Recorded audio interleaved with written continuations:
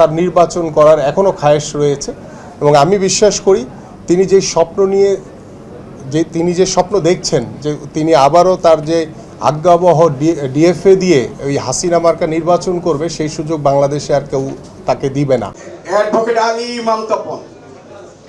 চারিদিকে যখন পরিবর্তনের সুবাতাস বইছে, দেশ মুক্ত হয়েছে স্বৈরাচারের হাত থেকে, ক্রীড়াঙ্গনে চলছে সংস্কার।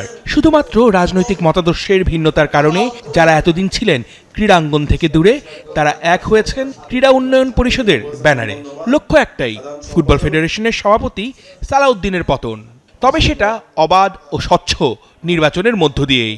অনেকে মনে করতে পারে যে বোধহয় বিএনপি আজকে আওয়ামী লীগ চলে যাওয়ার কারণে আজকে বোধহয় বিএনপি সব এগুলো এমনি আসতেছে না। আমাদের ক্রীড়াঙ্গনে অবস্থান থাকা সত্ত্বেও আওয়ামী লীগের আমলে আমাদের কাউকেই কোথাও কোনো অবস্থান রাখেনি। সালাউদ্দিন রিজাইন করুক, ওইখান থেকে কাউকে দায়িত্ব দেওয়া হবে, দায়িত্ব দেওয়ার পরে নির্বাচন হবে, নির্বাচনটা ফেয়ার হবে এবং ফেয়ার হওয়ার পরে এই নির্বাচনে আবার যারা জিতে আসবে তারাই ফুটবলের দায়িত্ব নেবে। পছন্দের কাউন্সিলরদের ভোট অধিকার দিয়ে প্রশ্নবিদ্ধ নির্বাচন করে টানা 4 মেয়াদে বাফুফের সভাপতির চেয়ার আঁকড়ে রয়েছেন কাজী সালাউদ্দিন। মাঠের ফুটবলের উন্নতির বদলে অনিয়ম আর দুর্নীতি করেই আলোচনায় এসেছেন বারবার। তার নির্বাচন করার এখনও খায়েশ রয়েছে এবং আমি বিশ্বাস করি তিনি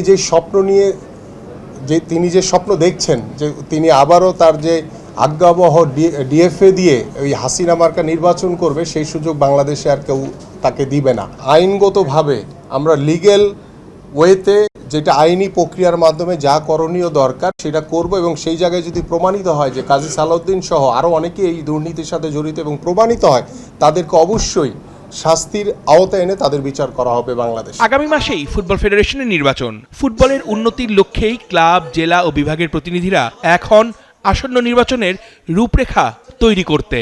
বাংলাদেশ ফুটবল ফেডারেশনে একক চিত্র একটা ছিল, এখন ফুটবলের উন্নয়নকে কিভাবে করানো যায় সেই জন্য সব জায়গায় একটা আপনারা দেখতেছেন পরিবর্তন আসছে। আমরাও চাচ্ছি যে বাংলাদেশ ফুটবল ফেডারেশনে একটা পরিবর্তন আসুক।